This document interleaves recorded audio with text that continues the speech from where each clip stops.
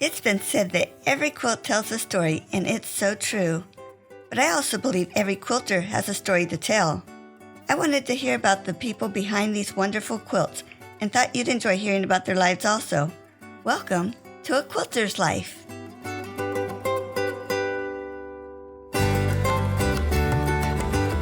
When I'm out and about, I find myself talking about A Quilter's Life podcast.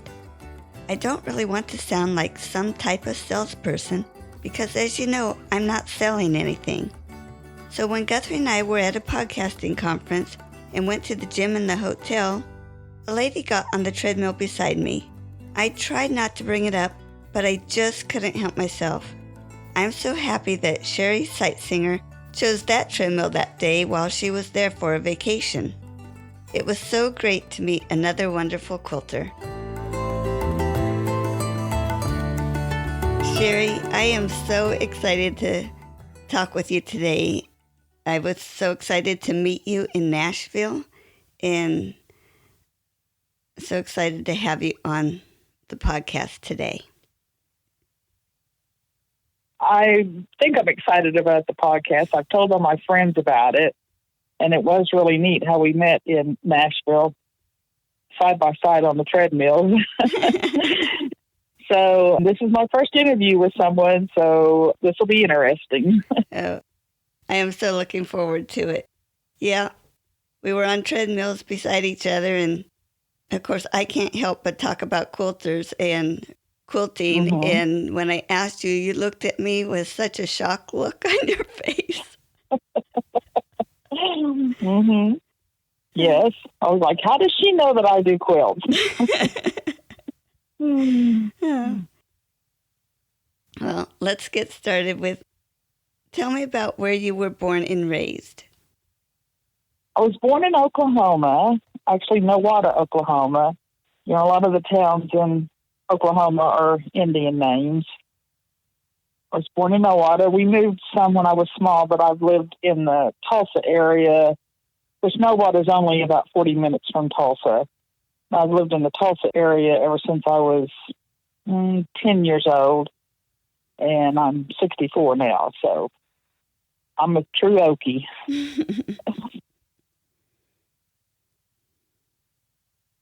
64 is too young to have a granddaughter 30. Well, she's my stepdaughter's daughter, so, but I was there when she was born, so she's just like my true granddaughter, so. Yeah. That's what I know her as. That's neat. Share with me a special childhood memory. I've come up with, two different ones, and actually both of them involve my grandma. One is I remember my cousins from Kansas coming, and my family, and we were all at my grandma's, and she had a little bitty house, and I remember sleeping on cots outside for the night. And I don't even care for camping now, but that was really fun. I think it was just a family thing. I still like to spend time with family. And then one other time, a different cousin came to my grandma's, and I was there. And my grandma had a treadle machine. And I had a little bit of sewing experience because I got to take home ec in school in 7th grade. But my cousin and I, which she was quite a bit older than me, probably 10 years, she helped me make a top. And I remember that, sewing at my grandma's on the treadle machine. Oh, neat. Those are the two things I thought of when you ask about a childhood memory. It is great to be with family, isn't it? Yes, it is. Yes, it is. Are you still close with your cousins and get to see them? Not as much, simply because they still live in Kansas. That's where my grandma came from, was Kansas. And usually about once a year at the family reunion is when I see them. Mm-hmm. But we stay in touch, like on Facebook and stuff like that. Yeah. Tell me about your employment. Well, right now I'm retired. I just went ahead and retired at 62. I had worked for 20 years at a law office doing their in-house bookkeeping. And my husband and I have always had a business, and I've done the bookkeeping for it. And that's pretty much it. I'm retired. I do a lot of things for my parents. They're both in their 80s. Doctor's visits, groceries, all those kind of things. Mm-hmm. So they live near you? Yes, I live in Skytook, Oklahoma, just outside of town, and they're not married, but I have them both each their own apartment at the same apartment complex, so that makes it easier too. Oh, wow. But that's pretty much what I do anymore, besides my sewing, looking after them and just enjoying life. Well, my next question is, where do you live now and how did you get here from where you were born and raised? But it sounded like you stayed pretty much in the same area. Yes, pretty much. Skytook's an okay town, but it's home. Yeah. It's home. Uh-huh. Well, besides quilting, are there other crafts that you do or have done? Well, over the years, I remember for a couple of years, I was making ceramics. And one Christmas, I made everybody ceramics. And it's funny because, like, as our grandparents pass away, and then my husband's parents have both passed away, and as they're distributing their belongings, I wrote on the back of them that I had made them, and they'll say, well, Sherri, you made this. Would you like this back? So it's like I'm gathering them all back in, the ceramics. And it does bring back memories of when I made them and such. And I do sew quilts now, but years ago I made lots of clothes. I made my stepdaughter's clothes. I made lots of clothes for my granddaughter. I made me clothes. And I've also done some painting. I've tried cross-stitch, but I didn't care for it. It's too tedious. That's mostly the crafts that I've done over the years. Have fun. I've always enjoyed them, yes. And I like making things for other people. That's usually where most of my things go, is to other people. Yeah, isn't that the greatest, to be able to give something handmade? Yes, it is, and they always love it. Mm-hmm. How about other hobbies? I really can't think of any other hobbies. I know that when I can get my husband to go, we like to go out on the boat and go fishing. But other than that, I really don't have hobbies. It's just my craft things that I do. Yeah. Is there a certain type of fishing you like to do? We like to do walleye fishing and crappie fishing and hybrid fishing. Mm-hmm. Those are the kind of fish, because we catch them, and as my husband says, catch and release into the frying pan. Most bass fishermen, it's catch and release back into the lake. Yeah. My husband says, well, we catch and release into the frying pan. So, fish that we like to eat, that's what we like to go fishing for. Yeah. It's always fun to get one of those ones that fight a lot on the line, because they're harder to get in and it takes longer, but it's a lot of fun. Uh-huh.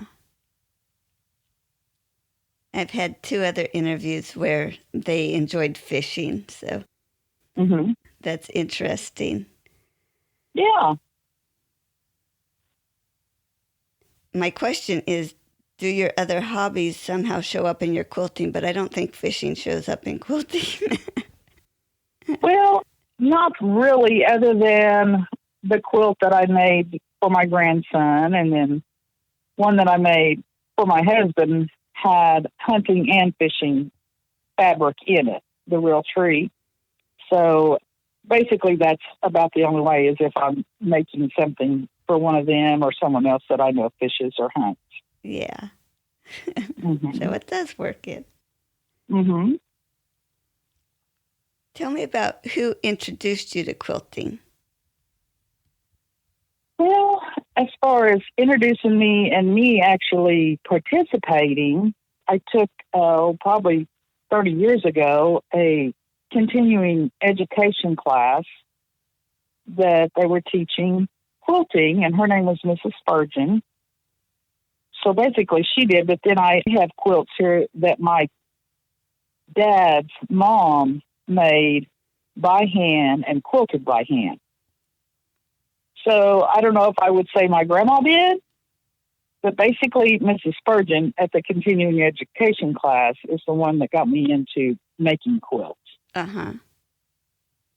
Do you hand quilt or do you machine quilt? Years ago, I did hand quilt. I'm not able to now because I don't have arthritis bad, but my thumb will lock up on me if I try to hand quilt. I have a cousin that has a long arm quilting machine, and I usually send my quilts to her. Oh, that's nice. Mm-hmm. Describe your favorite quilt. Well, that's a hard one because when I first started making quilts, I learned how to make the trip around the world. I don't know if you've heard that. That's what Mrs. Spurgeon called it, trip around the world. And then I don't like to make real busy quilts. I like simple quilts. Like this summer, I made 3 of those 3-yard quilts. I think I've heard of that. Yes. And I like to make lap-size quilts. Years ago, I made the bed-size ones, but anymore, I just make smaller ones for people to snuggle up in. Mm-hmm. So I guess my favorite quilt would be a lap quilt. My favorite pattern, I really don't have a favorite pattern. I like them all, but I like them simple. Mm-hmm. And is there a favorite tool that you prefer to use? Well, I really like my rotary cutters. I was introduced to the rotary cutter just a few years ago. And I really like using my rotary cutter. And other than that, my cutting mats. But as far as a particular hand tool, I don't know that I have a favorite. Yeah. So if you were just introduced to the rotary cutter a few years ago, were you cutting out pieces with scissors? Yes, with scissors. Yes. Wow. But I had a good pair. I had the pair of Gingers that I've had for probably 30 years. And I love them. Yeah, they're great. And that's all I cut with it is fabric. What's your favorite part of the quilting process? I believe just piecing it together. Because as you piece it together, you see what it's going to look like. I don't really design quilts. And my worst part is sandwiching them. Mm-hmm. That's why I send them off. I have a new quilting friend, though, that she says she's going to show me how to easily sandwich quilts. But I believe just sewing the pieces together and just watching it come together. Yeah, that is so much fun. Mm-hmm. Yes. Now for the fun question. Oh, yes. What was your worst quilting experience? Before I had found out that my cousin in Kansas had a long-arm quilting machine, or before she got hers, I had made a quilt for my granddaughter, and I had spent a lot of time on it. It's a beautiful quilt. And I sent it somewhere else here locally to get quilted. And I didn't know you were supposed to leave like 3 inches all the way around, or 4, the back. Uh-huh. And she calls me, and the lady had mostly got it quilted. And she calls me and she says, she explained to me how she couldn't quilt to the end, that I need to come get the quilt and add some more to the quilt. Well, I thought she meant like more blocks, and I already had my borders on there.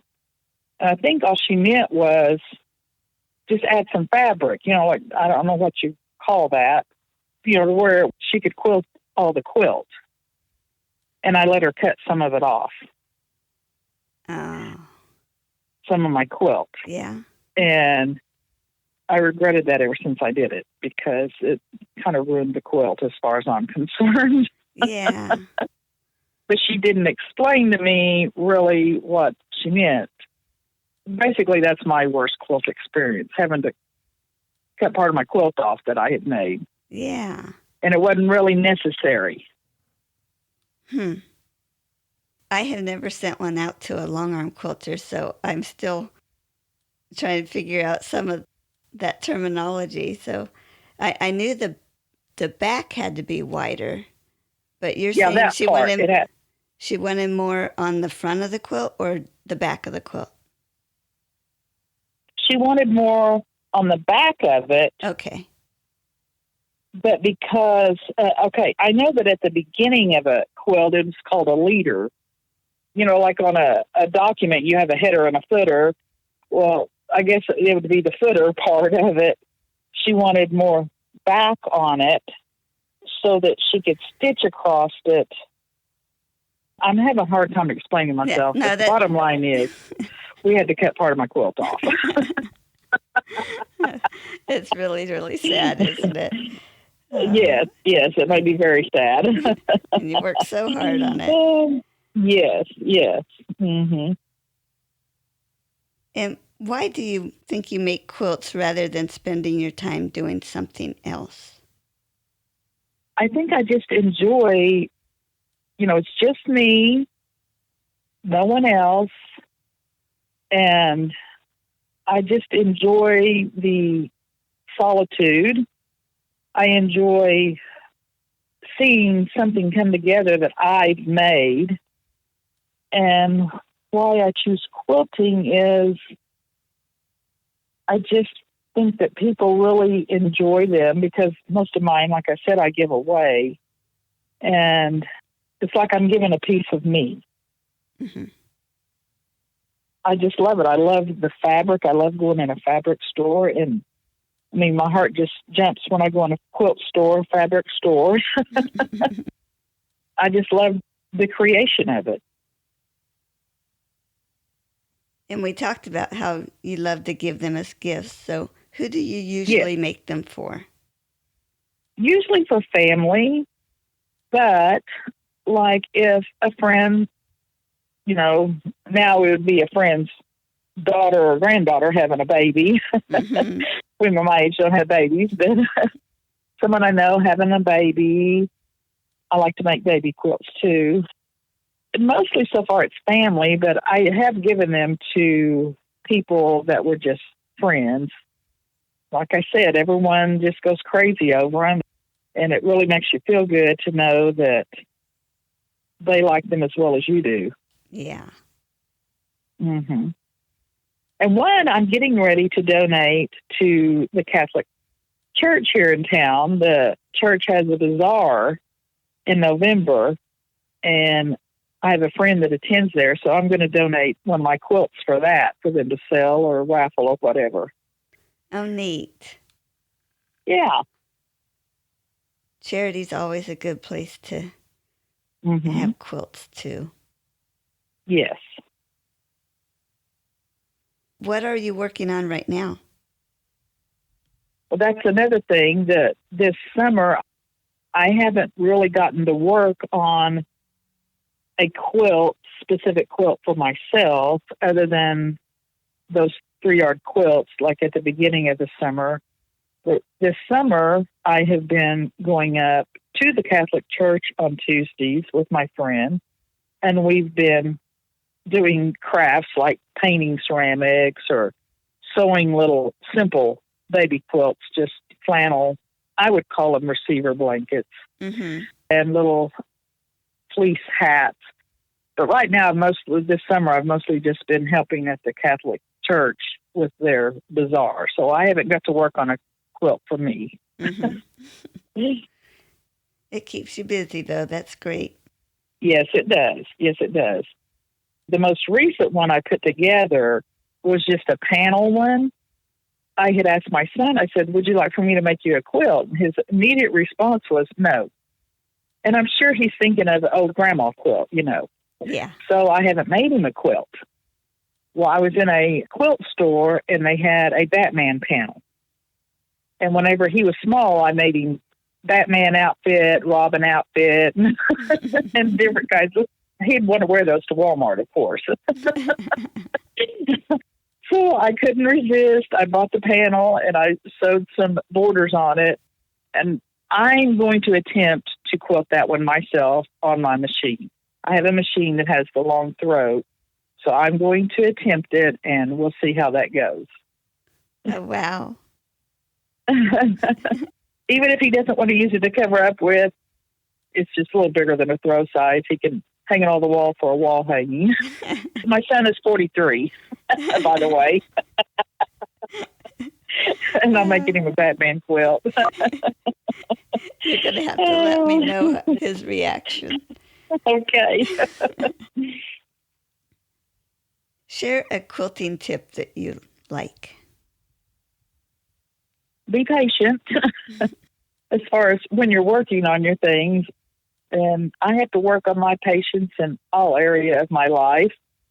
But one thing that, as far as when I'm sewing, I sew with a little bigger stitch. So if I do have to rip it out, it's not so hard.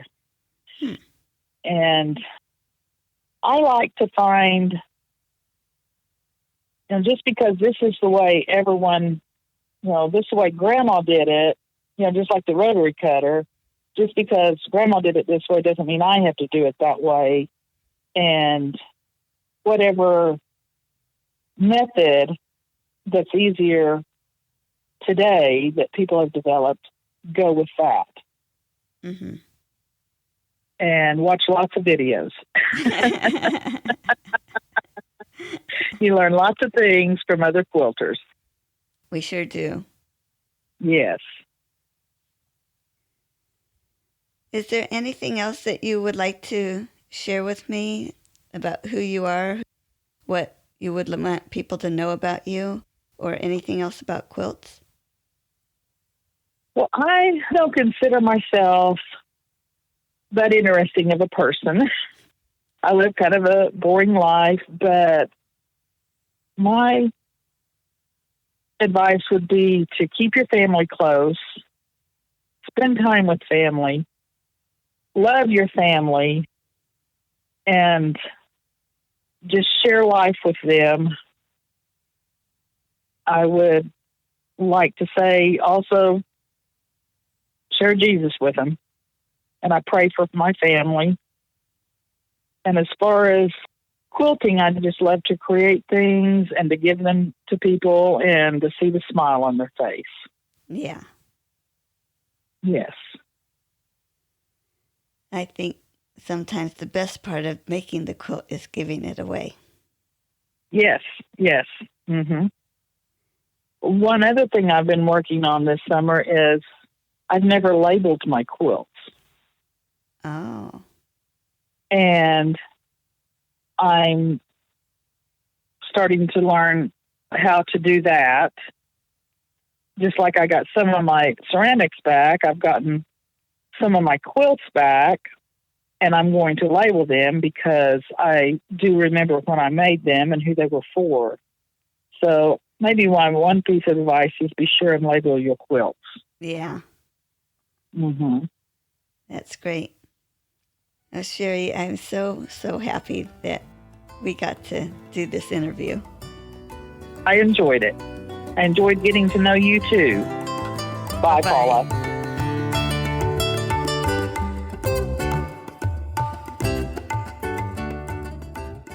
You can find more stories on aquilterslife.com or subscribe on your favorite podcast player so each episode will be downloaded automatically.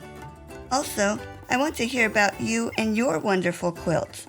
Please contact me, Paula Chamberlain, through the website to set up an interview. And as always, thanks for listening.